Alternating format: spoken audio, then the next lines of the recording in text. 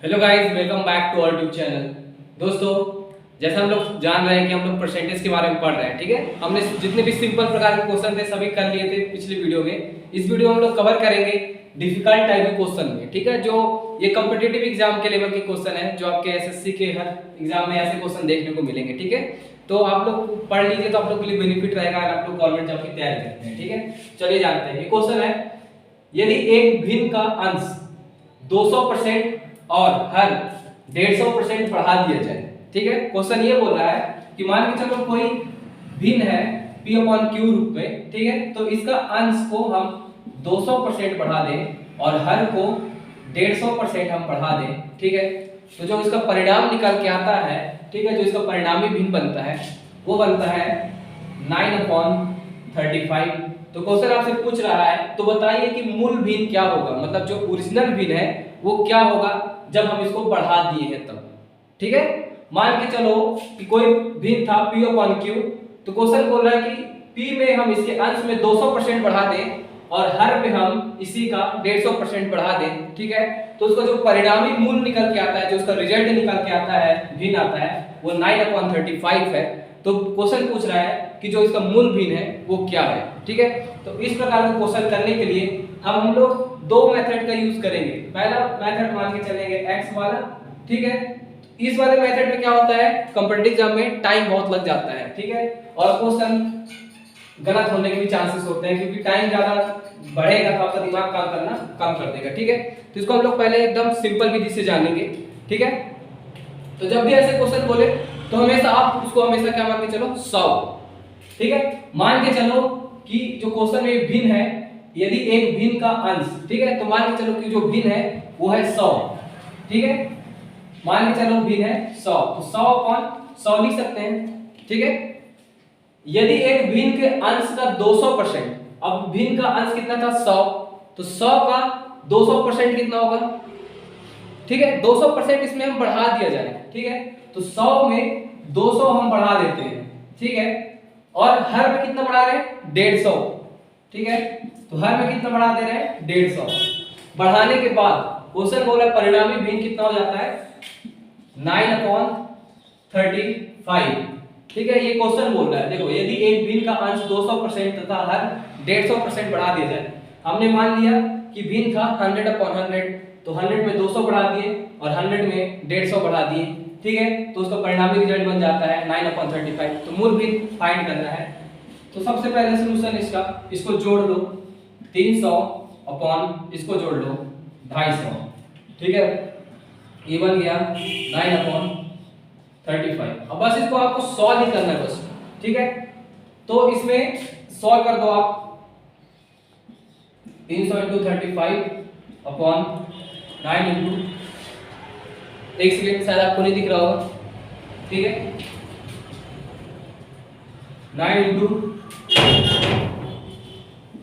ठीक है। अब इसको आपको एकदम सिंपल तरीके से काटना है, ठीक है।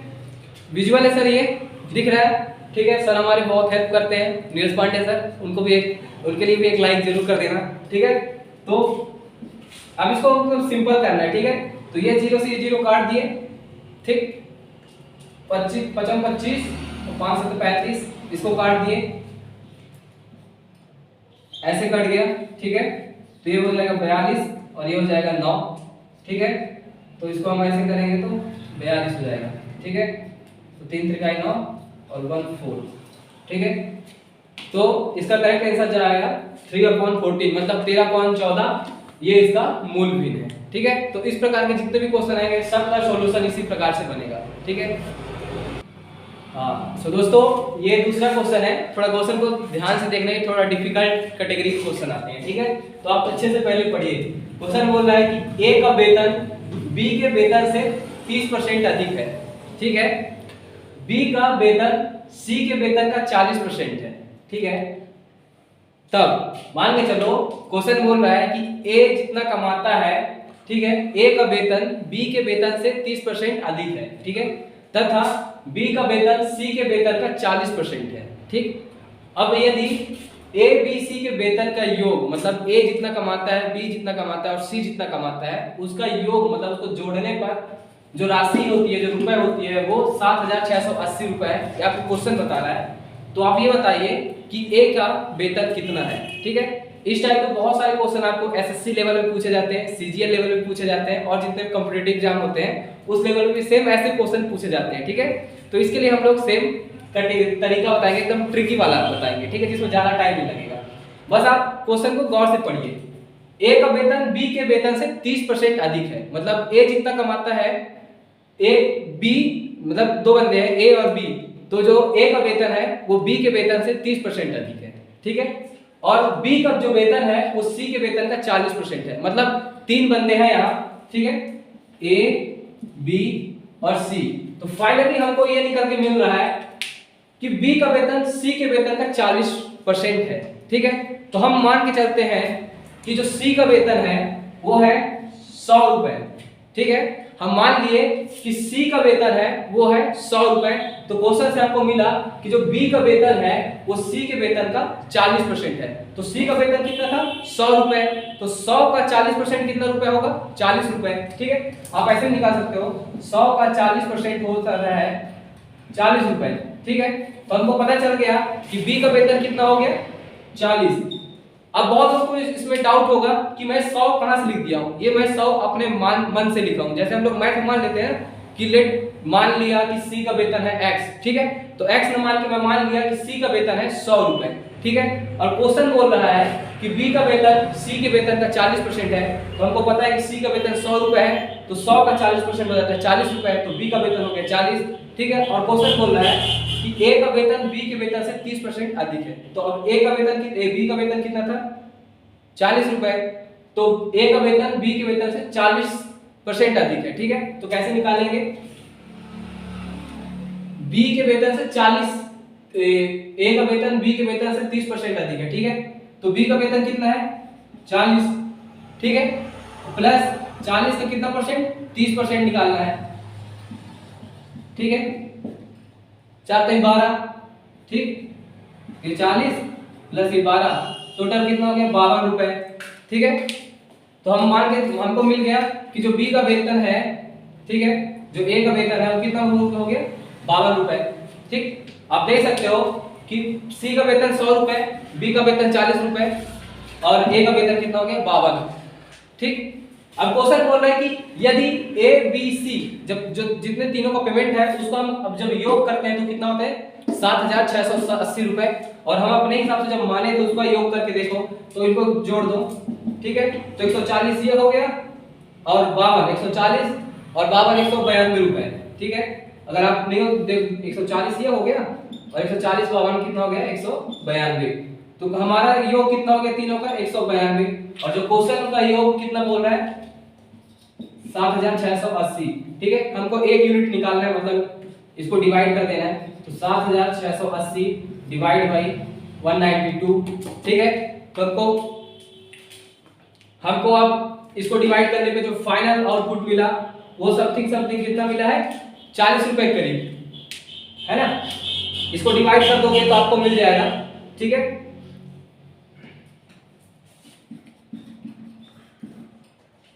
4 दूनी 8, 36,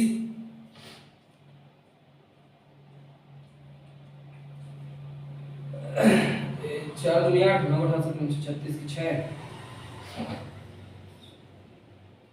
3 4 3 7। ठीक है, तो देख सकते हैं कि हमारा टोटल जो एक यूनिट निकल के आया है वो कितना निकल के आया है? इसको डिवाइड करने पर कितना मिल रहा है? एक यूनिट हमको मिल रहा है 40 का। ठीक है, हमारा अब एक यूनिट आ गया कितना? 40। अब हम ए बी सी किसी का वेतन बहुत आसान से निकाल सकते हैं। ठीक है, अब हमको जैसे क्वेश्चन बोल रहा है कि किसका वेतन निकालना है? ए का वेतन निकालना है। ए का वेतन कितना होगा? ठीक है, हमारा एक यूनिट का मान कितना है? 40। तो अगर हमको ए का मान निकालना है तो 52 में 40 का मल्टीपल कर देंगे, तो जो आउटपुट मिलेगा, ठीक है, वो ए का वेतन हो जाएगा। अगर क्वेश्चन बोलेगा बी का वेतन कितना होगा, तो यहाँ बी का वेतन कितना था? 40 रुपए। तो 40 में 40 का मल्टीपल कर देंगे, ठीक है, तो हो जाएगा 1600 रुपए। ठीक है, और सी का वेतन कितना था? 100 रुपए, उसमें 40 का मल्टीपल कर देंगे, तो सी का वेतन हमको निकल जाएगा 4000। ठीक है, तो दोस्तों जब आपने देखा कि ऐसे सिंपल ट्रिक से एक क्वेश्चन हमको सॉल्व कर सकते हैं। ठीक है। तो दोस्तों ये जो तीसरा क्वेश्चन है, ठीक है, इस क्वेश्चन को थोड़ा गौर से पढ़ेगा, बहुत ही सिंपल है, बट इसके पीछे जो लॉजिक है छुपा है, वो क्वेश्चन में छुपा है, ठीक है। तो क्वेश्चन को अच्छे से पढ़िए। क्वेश्चन बोल रहा है यदि एक संख्या के 58% और 38% के बीच का अंतर 399 है, तो वह संख्या क्या होगी। मैं फिर से बोल रहा हूं, क्वेश्चन में इसका ही, प्रश्न में ही इसका आंसर छुपा है, तो क्वेश्चन को थोड़ा ध्यान से पढ़िए। यदि एक संख्या के 58% और 38% का जो अंतर है वह कितना है, 399 है, तो वह संख्या क्या होगी, ठीक है। तो फिर से मैं बोल रहा हूं एक ही चीज को, इसको करने के बहुत सारे विधि होंगे, x मान के भी करेंगे हम, y मान के भी करेंगे, ठीक है, बट उसमें बहुत टाइम लग जाता है, इसलिए हम इसको एकदम शॉर्टकट ट्रिक से करेंगे। जो मैं हमेशा बोलता हूं कि अगर ऐसे क्वेश्चन तो हमेशा मान लो कि वह जो संख्या है वो हमेशा 100 मान के चलो, ठीक है। तो मैंने मान लिया कि जो संख्या क्वेश्चन बोल रहा था वो कितना है, 100, ठीक है, मान के चलो वह क्वेश्चन कितना है, वह संख्या कितना है, 100। तो 100 का जो 58% हो जाएगा, कितना रुपए होगा, 58 रुपए ही होगा, सिंपल सी बात है। 100 का 58% 58 और 100 का 38% कितना होगा, 38, ठीक है। अब क्वेश्चन में क्या बोल रहा है कि एक संख्या के 58% और 38% का जो अंतर है वह कितना है, 399। तो वो संख्या कितनी थी, 100 का 58% 58 रुपए, 38% 38 रुपए। अब इसका जो अंतर है, तो अंतर बोले तो माइनस कर दो, ठीक है। क्वेश्चन की तरफ से कितना है, 399। इसमें किसी को कोई डाउट नहीं होना चाहिए। अब इसको घटा दो आप, इसके बीच में कितना अंतर हो गया, 20 रुपए का अंतर हो गया। 8 में 8 गया 0, 5 में 3 गया 2, ठीक है। क्वेश्चन में कितना अंतर होता है, 399। हमको हमेशा ऐसे क्वेश्चन में 1 यूनिट का मान फाइंड करना था, 1 यूनिट। तो इसको डिवाइड कर दो, 1 यूनिट का मान कैसे निकाल लोगे, 20, ठीक है। इसमें किसी को डाउट नहीं होना चाहिए। ये 0 से 0 डिवाइड कर दो तो 39.9 आ जाएगा। अब 2 से इसको डिवाइड कर दो तो ये हो जाएगा 1, बन जाएगा 19, 9 दूनी 18, है ना। और फिर ये हो जाएगा 19, 18, ऐसे करके ऐसे आंसर आएंगे आपके, ठीक है, आते ही जाएगा वैसे ही। ये 1 यूनिट का क्या आ गया, मान। क्या चीज, सो गाइस मेरे को ऐसा लग रहा है कि थोड़ा डिवाइड करने में गलत हो गया है, कुछ गड़बड़ है, तो दोबारा करके देख लेते हैं। 399 को हम 20 से अगर भाग देंगे, ठीक है, सिंपल सी बात है कि मैं ऐसे ही भाग देता हूँ, ये यहाँ आ जाएगा।